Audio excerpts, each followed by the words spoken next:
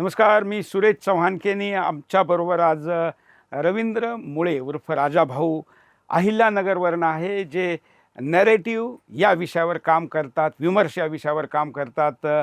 राजभाऊ, आपलं खूप खूप स्वागत आहे सुदर्शन मराठीवर. नमस्कार, धन्यवाद सुरेशजी. एकूण आजकाल नॅरेटिव्ह विमर्श हा विषय चर्चेत आहे. हे काम तर तसं महाभारताच्या वेळीसुद्धा विदुर नीतीपासून त्याच्या आधीच्या अनेक नीतीमध्ये दिसत आहे. परंतु आटकेपासून कटकेपर्यंत झेंडा लावणाऱ्या महाराष्ट्राच्या वीरांनी त्या काळात तर महाराजांनी पण नॅरेटिव्हवर खूप काम केलं. परंतु मागच्या काही वर्षात महाराष्ट्र आता हा फक्त पोटपाणी करिअर यापुरताच जास्त लक्ष देतोय. त्यामुळे त्याला हे माहीतच नाही आहे का तो इन्फेक्टेड आहे, त्याला हे माहीतच नाही का तो विक्टीम आहे, त्याला हे माहीतच नाही का आपल्या विरुद्ध काही इन्फॉर्मेशन वॉरफेअर चालू आहे. हे महाराष्ट्राच्या माणसाला, तसं ते देशभरात चालू आहे आणि ग्लोबल शक्ती जगभरात करताय. त्यामुळं त्यांच्याकडे तर 100, 200, 500 वर्षाचंही योजना आहे का काय करायचं आहे नेमकं. महाराष्ट्रातल्या माणसाला, कारण हा आपण मराठीत बोलतोय म्हणून कसं समजून सांगाल की तो आत्ता विक्टिम आहे. सुरेशजी, तुम्ही विदुर नीतीचा उल्लेख केला तर विदुर नीतीमध्ये महाभारतामध्ये विदुरांनी एकदा खूप चांगला शब्दप्रयोग या संदर्भात वापरलेला आहे. त्याला त्यांनी विप्लव मंत्र असं म्हटलेलं आहे. तो म्हणतो की सामान्य शस्त्रांनी जेव्हा युद्ध लढलं जातं तर ते लढलेलं युद्ध हे मैदानावरती असतं, त्याच्यात रणांगणावरती असतं, सैन्य मरतं, सेनापती मरतो, फार तर कधीतरी राजा जर लढायला गेला असतं तर राजा मरतो, पण प्रजा आणि राज्य हे अफेक्टेड होत नाही. परंतु विप्लव मंत्र हा असा आहे की जो थेट माणसाच्या मेंदूवरती, माणसाच्या डोक्यावरती, माणसाच्या मानसिकतेवरती अशा प्रकारे आघात करतो की ज्याच्यामुळे राजा मरतो, सेनापती मरतो, प्रजा मरती आणि राज्यही जातं. मला असं वाटतं की आपल्या बाबतीत जगातल्या ह्या काही शक्तींनी 150 वर्षाच्या इंग्रजांचं राज्य आणि दुर्दैवाने ज्यांनी नेशन इन मेकिंग असा प्रयोग भारतामध्ये केला सुरुवात 47 साली, या सगळ्या मंडळींनी असा एक विप्लव मंत्राचा प्रयोग आपल्या समाजावरती केला आणि त्याच्यामध्ये महाराष्ट्र हा सुद्धा त्यातल्या त्यात जास्त बळी ठरला. कारण महाराष्ट्राने भारतामध्ये बौद्धिक संपदा निर्माण केली. महाराष्ट्र हा भारताच्या बौद्धिक संपदेचा उगमस्थान, बौद्धिक पण शारीरिक पण सगळ्याच अर्थाने केली. यात काय होतं, आपण ज्यावेळी युद्धापासून सुरुवात करतो ना, त्यावेळी लोकांना असं वाटतं का युद्ध म्हणजे फक्त सीमेवर जे होतं त्या काळातली रणनीती किंवा त्या काळातला विषय. खरं म्हणजे डे टू डे ॲक्टिव्हिटी आहे. म्हणजे लहान मुलगा अगदी जन्माला येण्याआधीपासून त्याच्याशी काय संवाद मीडियातून, पुस्तकातून, सोशल मीडियातून, शाळेय पाठ्यक्रमातून जायला पाहिजे याची रणनीती बनवणारे ते लोक आहे. त्यामुळं आम व्यक्तीच्या जनजीवनात सुद्धा याचा भाग आहे, हे मला वाटतं जास्त लोकांना समजून सांगणं गरजेचं आहे. म्हणजे मला असं वाटतं की या विषयावरती सर्वात अगोदर जर महाराष्ट्रात ज्यांनी गेल्या काही वर्षात काम केलं, शतकांमध्ये गेल्या, तर पहिल्यांदी राष्ट्रमाता जिजाबाईंनी केलं.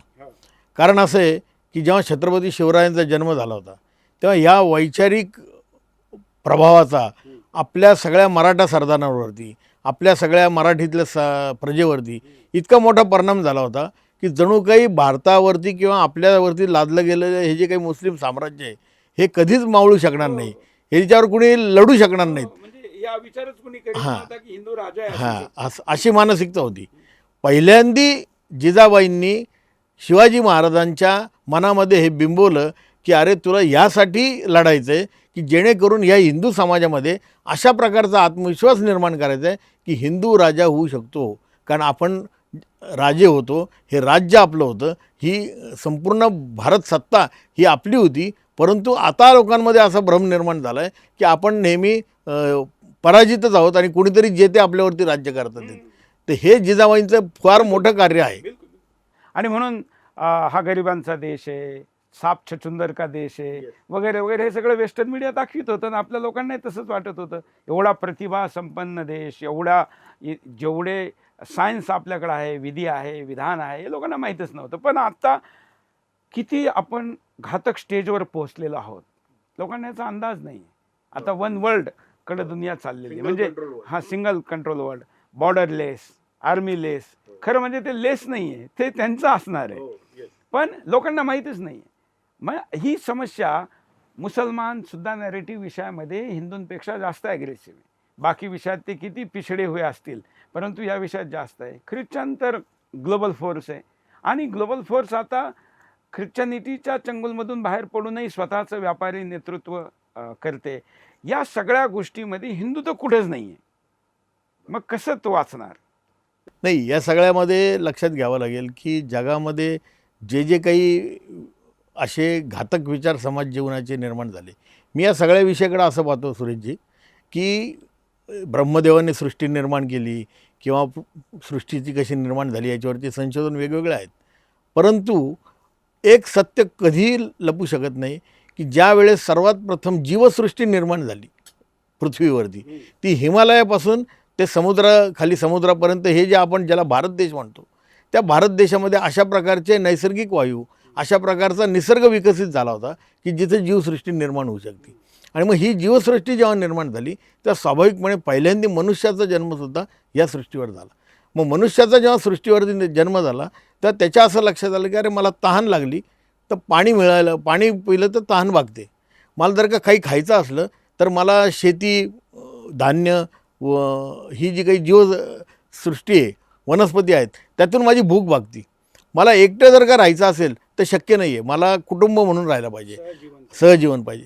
मला एकत्र नुसतं सिंगल कुटुंब नाही तर मला समूह म्हणून राहावं लागेल. मग समाज निर्माण झाला आणि मग समाजाचं कुटुंबाशी, कुटुंबाचं समाजाशी, व्यक्तीचं सृष्टीशी, व्यक्तीचं निसर्गाशी, हे जे नातं आहे, हे नातं जे निर्माण झालं त्याचे जे नीतिनियम ठरले, ते नीतिनियम घेऊन जे ज्ञान प्राप्त झालं त्या ज्ञानाला धर्म असं नाव दिलं गेलं, ज्या धर्माला बाहेर लोकांनी हिंदू धर्म म्हणून नाव दिलं. आणि मग हे जे काही ज्ञान होतं, हे काही नीतिनियम होते, हे नीतिनियम घेऊन आपले ऋषीमुनी कृण्वन्तो विश्वमार्यम आणि वसुदैव कुटुंबकम ही भूमिका घेऊन सगळीकडे गेले.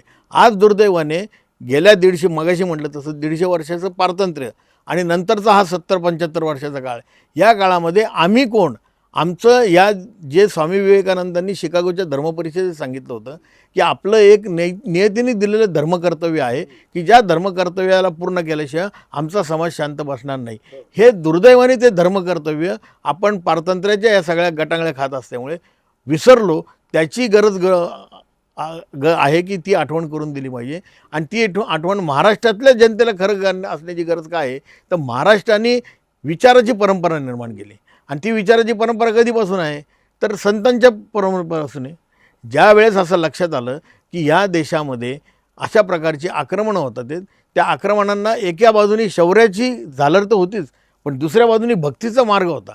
आणि हा भक्तीचा मार्ग ज्या संत ज्ञानेश्वरांनी, संत नामदेवांनी, संत तुकारामांनी, ते थेट संत गाडगे महाराजांपर्यंत, संत तुकडोजी महाराजांपर्यंत या संत मांदियाळींनी जो विमर्श निर्माण केला, त्याचा विसर खऱ्या अर्थाने पडलेला आपल्याला महाराष्ट्रातल्या जनतेला दिसतो.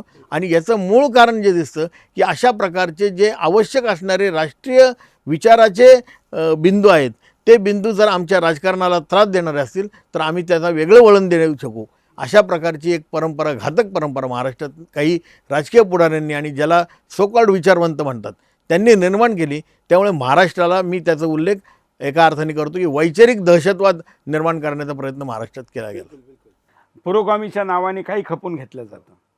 आता यात काय आहे का, एक सामान्य जो माणूस आहे, म्हणजे जो रोजंदारी करतो, तो सुद्धा यांचा टूल आहे, हे लोकांना माहीत नाही. म्हणजे आजच्या भाषेत जर म्हणाल तर सोशल मीडियावर एखादा रील पाहत असताना त्या माणसाला त्यातलं सगळं, त्याच्या पाठीमागची रणनीती माहीत नसते. प्रायमरीली त्याला असं वाटतं का हे बरोबर बोलतं आणि तो त्याला लाईक करतो किंवा त्याला वेळ देऊन पाहतो. ही सुद्धा त्याला मदत होते त्या विचाराला पसरवायला. म्हणजे तो सुद्धा त्याचा हत्यार होतो हे त्याला समजत नाही. त्याचा असं विषय आहे सुरेशजी की 3 टप्प्यामध्ये ह्या सगळ्या गोष्टी विकसित होत गेलेल्या आहेत. सुरुवातीला टू कंट्रोल द पर्सन, व्यक्तींनाच कंट्रोल करण्याचा प्रयत्न केला गेला. त्यासाठी मग त्यावेळेस तुम्ही जर बघितलं असेल तर जगामध्ये गुलामगिरीची प्रथा आली. या गुलामगिरीच्या प्रथेने आपल्या देशात नाही अनेक ठिकाणी गुलाम म्हणून लोक गेले. मुळात ख्रिश्चनिटीमध्ये आणि इस्लाममध्ये गुलामगिरी ही त्यांची धार्मिक मान्यता आहे. तर ह्या गुलामगिरीनंतर असं लक्षात आलं की माणसं आता ही गुलामगिरी सहन करत नाही, ते बंड करून उठलेत. मग दुसरा टप्पा आला. दुसऱ्या टप्प्यामध्ये to control the resources, control the people झालं. आता कंट्रोल द रिसोर्सेस, मग कंट्रोल द रिसोर्सेसमधनं वसाहतवादाचा जन्म झाला. मग वेगवेगळ्या देशात जा, त्यांच्यावरती राज्य प्रस्थापित करा, तिथले जे खनिज संपत्ती असेल, वेगवेगळे रिसोर्सेस असतील ते वापरा, ते आपल्याकडे उद्योग त्याच्यातनं निर्माण करा आणि तोच माल त्यांना जास्त पैशात विका. पण त्यालाही पुढं मर्यादा आली, कारण लोक जागृत झाले, लोकांना स्वातंत्र्य हवं होतं, स्वातंत्र्य मिळालं. स्वातंत्र्य मिळाल्यानंतर वेगवेगळे देश हे स्वतंत्र झाले. आपल्याकडे वसाहतवादाचा परिणाम जो होता तो आपण बघितलेला आहे. मग नंतर आता असं लक्षात आलं त्यांच्या की आता आपल्याला काही गरज नाही आहे कुठल्या देशावर राज्य करण्याची, टू कंट्रोल द माइंड. तिसरा मुद्दा आला की तुम्ही मस्तिष्कावरच कंट्रोल निर्माण करा. मग आता जो अल्गोरिदम आला आहे आपल्याकडं, त्या अल्गोरिदमची पद्धतच ही आहे की तुम्ही काय पाहायचं, तुम्ही काय वाचायचं, तुम्ही काय बघायचं, त्याच्यामुळे तुमच्या जीवनशैलीत काय बदल करून घ्यायचा हे ठरवणारे ते लोक आहेत. आणि आपण नकळतपणे त्याचे सगळे बळी ठरतोय आणि त्यातून मग माहीतच नाही ना. आणि त्यातून मग हे वेगवेगळे आपल्याला कळतं, मिसबिहेवियर दिसतं नाही, आता एक आपल्याला. उदाहरण देतो हां, मी. हो, म्हणजे कारण लोकांना समजलं पाहिजे का नेमकं आपल्याला म्हणायचं काय. आम्ही खूप संस्कारी घरामध्ये गेलो आणि बोलता बोलता त्या घरातली एक छोटीशी मुलगी एक निर्णयामध्ये तिने असं म्हणलं की माझी मर्जी. तर दीपिका पादुकोणने कॅम्पेन चालू केलं होतं, मेरी मर्जी. त्याच्यामध्ये मैं क्या खाऊं मैं क्या पहनू ह्या स्वीकार करणारे शब्द होते. तर लोकांना वाटायचं आई बापाला सुद्धा की यात काय चूक आहे. पण त्याच्या पुढं तिने काही शब्द असे वापरले होते की मैं शादी करू ना करू, मैं बच्चा पैदा करू ना करू. मग 10 गोष्टीपैकी 7 गोष्टी ॲक्सेप्टेबल बोलायच्या आणि 3 गोष्टी पचनी पाडणाऱ्या बोलायच्या. ते त्यावेळी कॅम्पेन आलं गेलं, आम्ही एकट्याने विरोध केला. पण आज असं लक्षात येतं का त्या कॅम्पेननी आजच्या युवतीच्या मनावर राज्य केलेलं आहे आणि अप्रत्यक्षपणे आईबापांनी त्यातल्या 80% गोष्टी स्वीकार केलेल्या आहे. सुरेशजी, हाच सुरुवात जिथं होते ती कळत नाही आणि ती कळाली नाही की नंतर हे परिणाम सुरू होतात. आत्ता दुर्दैवाने आपल्या देशावरती 4 शत्रुबोधाचे विषय आहेत की जे सर्वसामान्यपणे लोकांनी समजून घेण्याची गरज आहे. सर्वात त्याच्यातला पहिला महत्त्वाचा विषय आहे रॅडिकल इस्लामिझम, जो आपल्याला जेव्हा लव्ह जिहाद, लँड जिहाद, हॉस्पिटल जिहाद, ट्रॅव्हल जिहाद, आता तुम्ही काल ज्योतिष जिहाद सांगितला, असे नवीन नवीन जिहादचे प्रकार झालेत. हे जिहाद म्हणजे धर्मयुद्ध, की जेणेकरून आमची धार्मिक सत्ता निर्माण करायची, सो कॉल धार्मिक सत्ता. मी त्याला धर्म मानतच नाही, पण तो एक विषय झाला. दुसरा आहे तो एव्हेंजल चर्चेस आहेत की जे शांतपणे सेवाकार्याचं ढोंग घेऊन सगळीकडे पसरत आहेत, आपल्या गरीब बापड्या जनतेला फसवण्याचा प्रयत्न करत आहेत. तिसरा जो प्रकार आहे तो ग्लोबल मार्केटिंग व्हर्सेस जे वैश्विक बाजारी शक्ती आज सर्व प्रकारे, मी मगाशी जसं म्हटलं, आपल्याला माइंड कंट्रोल करण्याचा प्रयत्न करते. आणि ती चौथा जो आहे तो कल्चरल मार्क्सिझम, ज्या मार्क्सवादाचा मार्क्सवाद्यांनीच पराभव केला. आणि आता जेव्हा जगात कामगारांची एकत्व येऊन त्याच्यातनं क्रांती होणार नाही, तेव्हा ह्या मंडळींनी एक जो नवीन फंडा तयार केला की ज्याच्यामुळे सामाजिक सगळी व्यवस्था कोसळून जावी आणि नवी क्रांती तथाकथित निर्माण व्हावी. म्हणून समाज व्यवस्था कोलमडली पाहिजे, अशा प्रकारची व्यूहरचना करा. ज्याच्यात तुम्ही आत्ता म्हटले ते कॅन्सल स्ट्रक्चर आलं की सगळ्या गोष्टी नाकारा. दुसरं आलं वोकिझम, हां, दुसरं आलं डी रूट करायचं, दुसरं वोकिझम आलं. आता ह्या दोन्ही गोष्टींमुळे, शेवटच्या 2 शत्रुबोधामुळे आपण डी हिंदुनाईज व्हायला लागलो. डी हिंदुनाईज म्हणजे माणूस आहे, नाव आहे, सगळं आहे, पण तो हिंदू म्हणजे काय ते त्याला माहीत नाही. त्याच्यानंतर मग डी हिंदुनाईज झाल्यावरती तो बळी पडतोय या सगळ्या जिहाद आणि क्रुसेडच्या प्रकाराला. आणि मग जेव्हा आत्ता आपण सगळे इतर चर्चा करतो, TCS सारखी जेव्हा केस महाराष्ट्रात घडते, तेव्हा लक्षात येतं आपल्याला की त्याचं मूळ जे ते इथपर्यंत येऊन पोहोचलेलं आहे. जेव्हा हे बदल घडत असतात तेव्हा समाज जागृत होत नाही, तेव्हा परिवार जागृत होत नाहीत. आणि मग अशा समाज आणि परिवार जागृत झाला नाही तर काय घडतं, मग जेव्हा शेवटी बातमी येते आणि मग चांगल्या घरातल्या मुली, चांगल्या घरातले मुलं, शाळेत शिकणारी मुलं हे सुद्धा आज नमाज पडायला लागतात, पण 2-2, 4-4 महिने, 6-6 महिने, 1-1 वर्ष माहीत नसतं घरात की हा असं काही होतं आहे. हां, तर हे जे धोके आहेत हे हिंदू समाजाने लक्षात घेतले पाहिजे. आता हे हिंदू समाजाने लक्षात घेतले पाहिजे असं जेव्हा म्हणतो आपण, तेव्हा स्वाभाविकपणे लोक म्हणतात अरे हे तुमचं टिपिकल फोबिया आहे, अमुक आहे, तमुक आहे. परंतु लक्षात घेतलं पाहिजे की मनुष्य जन्माची आणि मनुष्याच्या विश्वत्वाची, कल्याणाची जी भूमिका आहे, ही भूमिका हिंदू धर्मसूत्रामध्ये आहे. आणि त्यामुळे आपल्याला काय हे करायचं आहे, तर उद्या मनुष्य जर का या जगायला हवा असेल तर आपल्याला हिंदू धर्म टिकला पाहिजे. हिंदू जगेगा तो विश्व जगेगा. आणि म्हणून मग आपण संत परंपरेकडे गेलो तर आता विश्वात्मके देव येणे वाग्यज्ञ तोषावे तोषोनी मत द्यावे पसाये दानये, हे संत ज्ञान. मी नगर जिल्ह्यात होतो, आपणही नगर जिल्ह्यातले आहात. संत ज्ञानेश्वरांची ही विश्वात्मक भावना आहे. आणि आता जाऊन युनायटेड नेशन्स पर्यावरणाचा अजेंडा घेतोय. सगळं पर्यावरणाचा वाटोळ केल्यानंतर हो, आपल्याकडे तर त्यावेळी सांगून ठेवलेलं अगदी बरोबर. वृक्षवल्ली, आम्हा सोयरी. वनचरी. तुकाराम महाराजांनी सांगून ठेवलेलं आहे. असं अनेक संतांनी सांगितलेलं आहे. आणि नुसतं सांगितलेलं नाही आहे, तर त्या परंपरा आपल्याकडे निर्माण झाल्या होत्या.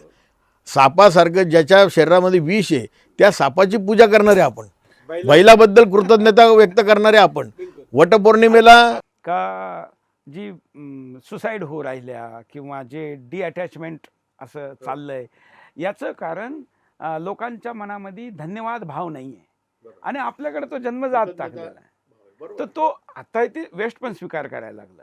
म्हणून आता काय झालं, त्याच्यात AI आल्याने एक गोष्ट जरूर झाली, इस्लाम आणि ख्रिश्चनिटी एक्सपोज होती.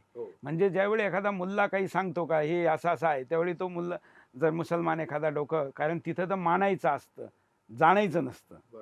जानना नाही, मानना आहे. पण तरी आता कारण टेक्नॉलॉजी अशी आली तर मुसलमान सर्च करून पाहतो, AI उत्तर देते का, असं नाही आहे. त्यामुळे ते एक्सपोज होत आहे. अशा काळात हिंदू थॉट हा मजबूतीने स्थापित होऊ शकतो. परंतु ते आमचं काम नाही असं समाजाला वाटतं, तो भाव पण निर्माण करणं गरजेचं आहे. मग आत्ता तुम्ही बोलताना सुरुवात पर्यावरणाचा जो विषय केला ना, तर पंचमहाभूत ही जी संकल्पना आहे, ही पंचमहाभूत संकल्पना काय आहे? आपणच देव मानतो ना. जगामध्ये कोण आहे की नदीला माता म्हणतं? जगामध्ये कोण आहे असं की जमिनीला सकाळी नमस्कार करा नाही, आणि पण- पुढे जा? पण अडचण काय होती, एक सामान्य माणसाला असं वाटतं का हे केल्याने काय होतं. कारण त्याच्यामधलं जे शास्त्र आहे हे सांगण्यामध्ये आपण कमी पडलो. आत्ता गरज आहे की ही जी ज्याला जैन झी हा लोकप्रिय शब्दप्रयोग आला आहे पिढीला, त्यांना हे समजून सांगितलं पाहिजे की ह्या परंपरा, हे सण, ह्या ज्या सगळ्या चालीरीती आहेत याच्या मागचं शास्त्र काय आहे. त्यांना शास्त्र सांगितलं तर ते 100% पाळायला तयार होतील. पण ह्याच्या मागचं शास्त्र आपण सांगितलं नाही. त्यामुळे दुर्दैवाने ह्या बाकीच्या शत्रू मंडळींनी त्याचा फायदा घेऊन आपलं डिहिंदुनायझेशन चालू ठेवलं आहे. हे डिहिंदुनायझेशन ज्या दिवशी थांबेल त्या दिवशी आपल्या देशाला नव्हे तर संपूर्ण जगाला एक चांगला दिवस येईल असं मला वाटतं. बिलकुल बिलकुल. यासाठी महाराष्ट्र एक मोठी ताकद आहे. कारण देशाला 33% टॅक्स देणारा माणूस, राज्य आपलं आहे. तुम्ही जर संन्यासी पाहाल तर तुम्ही जुना आखाडा घ्या किंवा कुठला आखाडा घ्या, सगळ्यात जास्त संन्यासी महाराष्ट्रातले आहे. इस्कॉन घ्या, सगळ्यात जास्त त्यांचे संन्यासी महाराष्ट्रातले. संघाचे प्रचारक सगळ्यात जास्त महाराष्ट्रातले. महाराष्ट्र एक अशी भूमी आहे जिथनं म्हणजे फक्त भौतिक खाणी नाही, मनुष्याच्याही खाणी आहे. तिथून अनेक विचाराला पण मोठी मजबूती मिळत गेली. पंजाब आता ख्रिश्चनीकरण करून तिथं तुम्ही जर गाणे बिणे पाहत असाल तर तिथलं एकदम वल्गर त्यांनी कल्चर तिथं आणलेलं आहे. बंगाल तर संपलेलाच आहे. आज आपण बोलतोय, आज शपथविधी चालू आहे. कदाचित तिथं काही परिवर्तन होईल, त्याच्यात एक 20-30 वर्ष जातील. आणि त्यातही जर डेमोग्राफी वाचली तर ते संभव होईल, नाही तर ते हातातून गेलेलं आहे. राहिला फक्त महाराष्ट्र. तो पण राहिला यासाठी मी म्हणतो का महाराष्ट्रात अजून संभावना आहे. पंजाब आणि बंगालची संभावना संपलेली आहे. तर जी थोडीशी संभावना शिल्लक आहे महाराष्ट्रात, ती कशी एक्सप्लोअर करता येईल, त्यात एक सामान्य माणसाने, साधू संताने आणि लिडरने काय केलं पाहिजे.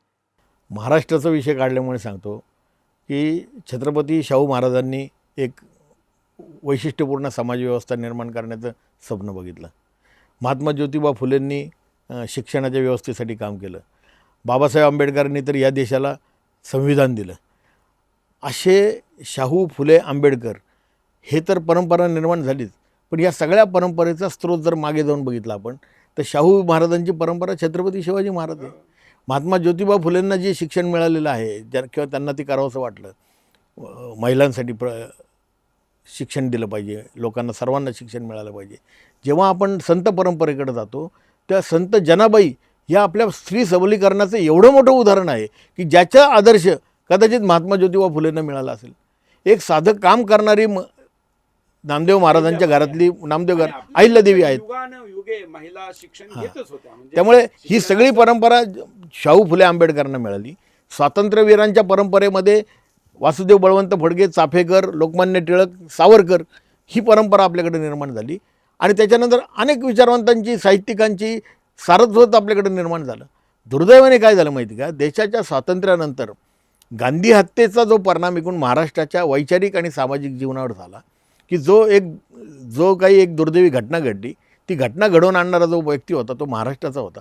आणि तो ज्या एका विशिष्ट जातीचा होता त्याचा आधार घेऊन हिंदुत्व आणि एकूण महाराष्ट्राची वैचारिक हे जी काही चुकीच्या दिशेने ती चुकीच्या दिशेने नेण्याचा काय मारलं गांधीला, चुकीच्या दिशेने संशोधन आता नवीन नवीन पद्धतीने चुकीच्या दिशेने नेण्याचा जो प्रकार झाला, त्यामुळे जे दुर्दैवाने जातीय ध्रुवीकरण झालं, त्या जातीय ध्रुवीकरणातून महाराष्ट्राला नव्हे भारताला खूप भोगावं लागलेलं आहे. आणि हे आता उलट परिस्थिती बदलती आहे. महाराष्ट्रामध्ये चांगले तरुण पुढे येत आहेत, चांगले विचार करणारे लोक पुढे येतात. आणि मला असं वाटतं की पुढच्या काळामध्ये जसं त्यावेळेस एका अर्थाने देशाच्या स्वातंत्र्य चळवळीला काँग्रेसला खऱ्या अर्थाने चांगलं स्वरूप देण्याचा प्रयत्न हा लोकमान्य टिळकांनी केला होता. त्याच्यानंतर 1925 साली डॉक्टर हेडगेवारांनी राष्ट्रीय स्वयंसेवक संघाची स्थापना करून आज त्याला 100 वर्ष होत आहेत. हिंदू समाजाला संघटित होण्याचा एक मंत्र दिला होता.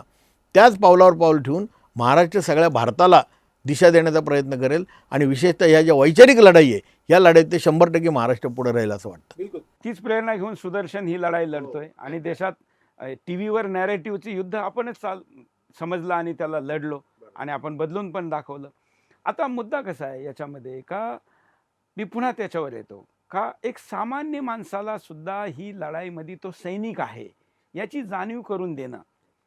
सिनियर माणसाला, लीडरला तर आहेच आहे, पण एक सामान्य माणूस, मी अगदी सगळ्यात खालच्या बाजूनी सुरुवात केली, का एक सामान्य स्मार्टफोनवर यूट्यूब किंवा इंस्टाग्राम किंवा कुठलाही सोशल मीडियाचा रील पाहणारा माणूस याचं टूल आहे हे त्याला सांगितलं पाहिजे. जसं आपण आपलं दिसतं तसं नसतं.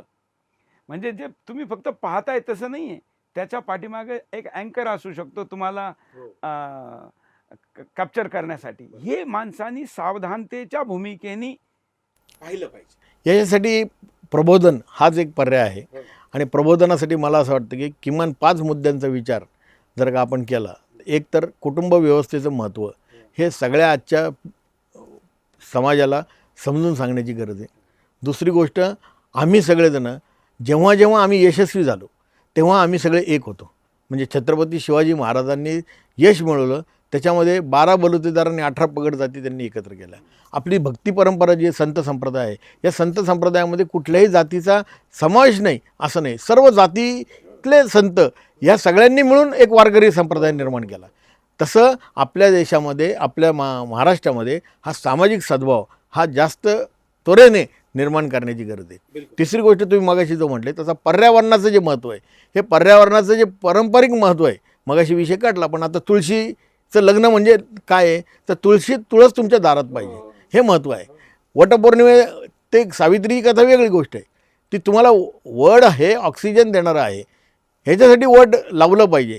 अशी आमची जी काही चांगली वृक्ष आहेत, वृक्षारोपण आहे, यातून पर्यावरणाची निर्मिती, आणि पर्यावरणाची निर्मिती करत असताना स्वतःला अनुशासन लावून घेणं.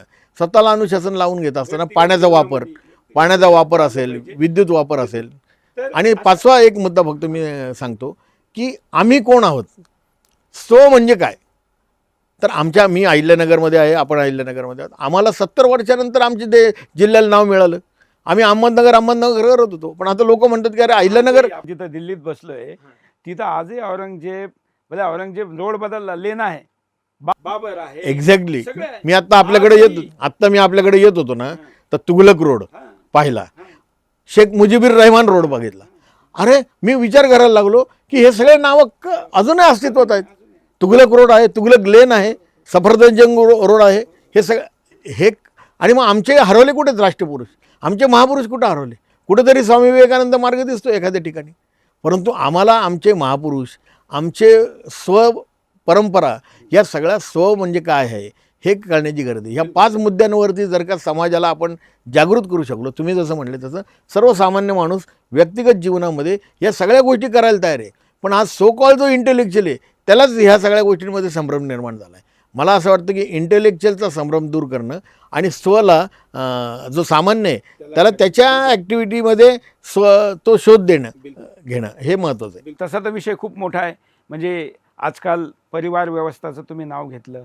आता हिंदू लग्न करत नाही, लेट होतात, करत नाही, त्यामुळे संख्या घटत चाललेली आहे. ती इतकी घटत चाललेली आहे का अस्तित्वाचा प्रश्न निर्माण झालेला आहे.